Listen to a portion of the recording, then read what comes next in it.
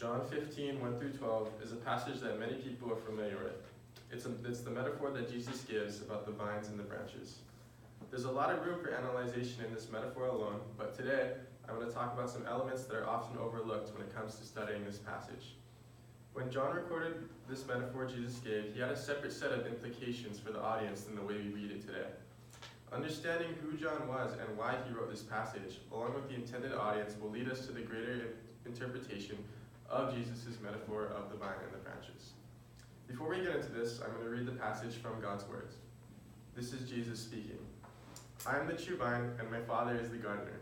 He cuts off every branch in me that bears no fruit, while every branch that does bear fruit he prunes, so that it will be even more fruitful.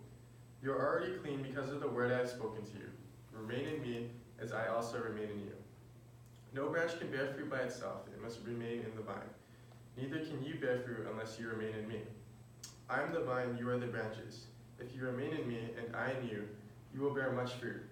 Apart from me, you can do nothing. If you do not remain in me, you are like a branch that is thrown away and withers. Such branches are picked up and thrown into the fire and burned. If you remain in me, and my words remain in you, ask whatever you wish, and it will be done for you. This is to my Father's glory, that you bear much fruit, showing yourselves to be my disciples. As the Father has loved me, so have I loved you. Now remain in my love. If you keep my commands, you will remain in my love, just as I have kept my Father's commands and remain in his love. I have told you this, that your joy may be complete, and my joy may be in you. My command is this, love each other, as I have loved you. The Gospel of John was written by the Apostle John in Ephesus during the later half of the first century.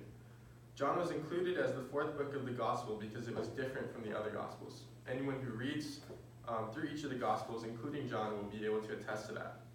According to Smith's Bible Dictionary, the reason for the Gospel of John's significant distinction from the synoptic Gospels, that is Matthew, Mark, and Luke, was because it was written many years after the actual life of Christ. During this gap of time, John was able to reflect on what Jesus actually said. He was able to begin interpreting the words that he spoke and why they were important.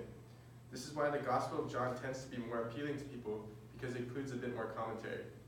Also, he crafts his writing with the intent to convey the actual message that Jesus is giving clearly. This is evident in John 15, because he builds the whole analogy to a grapevine, and then with verse 12, he gives the reader the key to applying this to their life. Jesus said, my command is this, love each other. Historically, the Gospel of John was written for most of the Jews.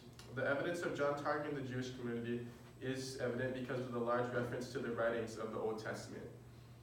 The Jews would have been more aware of the prophecies and the teachings in the Old Testament.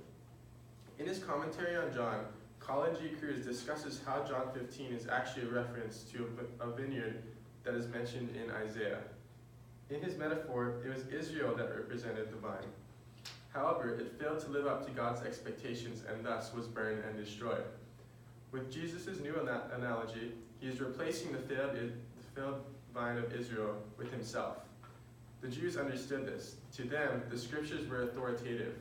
Therefore, the fulfillment of the messianic prophecies would have established Jesus as the Messiah. So any Jew who was skeptical of Jesus as the Messiah would have been convinced of the truth that Jesus is the Messiah and the necessary connection to the Father. However, because John had so much time to reflect in his writing, he expanded his audience to not just the Jews, but the Gentiles as well. He claims that Jesus is the Son of God and intends to convert those who do not believe to faith in him.